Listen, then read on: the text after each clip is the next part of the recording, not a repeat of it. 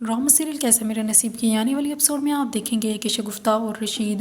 एक दूसरे से आमना के रिश्ते के बारे में बात कर रहे होते हैं कि अभी तक इजहार ने अपने माँ बाप को बनाया नहीं है, और ये भी वो बातें तय कर रहे होते हैं कि आमना की पसंद है इसलिए वो कुछ कर भी नहीं सकते। फिर शगुफ्ता भी कह रही होती है कि मैं इस हवाले से कुछ भी नहीं कह सकती क्योंकि मेरी बेटी की पसंद है। फिर रशीद भी बात कह रहा होता है कि हाँ तुम बिल्कुल ठीक कह रही हो, हम इंतज़ार के सिवा कुछ भी नहीं कर सकते कि कभी इजहार अपने घर वालों को मना कर लाएगा, क्योंकि आमना भी तो यही चाहती है कि उसकी शादी इजहार से हो, इसके अलावा वो किसी और से शादी नहीं करना चाहती। इसी की वजह से सब बहुत ही ज़्यादा परेशान होते हैं कि कब इजहार अपने घर वालों को बताएगा और कब इजहार की शादी आमना से होगी। और दूसरी तरफ आप देखेंगे कि अनिला बाहर आराम से बैठी होती है कि वहीं पर अलीश आ जाती है और अलीश उससे बदतमीज़ी करने लग जाती है। फिर अनिला उससे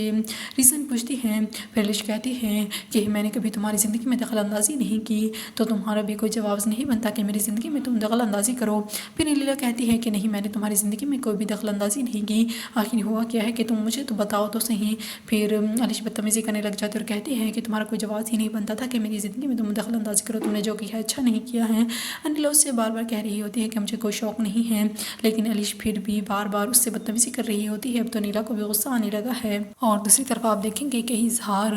अब आमना के घर आया हुआ होता है और फिर रिश्ते की बातें चल रही होती हैं, और इजहार फिर भी अपने माँ बाप को नहीं मना पाता, इसलिए वो उनसे कह रहा होता है कि आप इस रिश्ते से इनकार करने से बेहतर है कि आप मुझे ज़हर ही दे दें।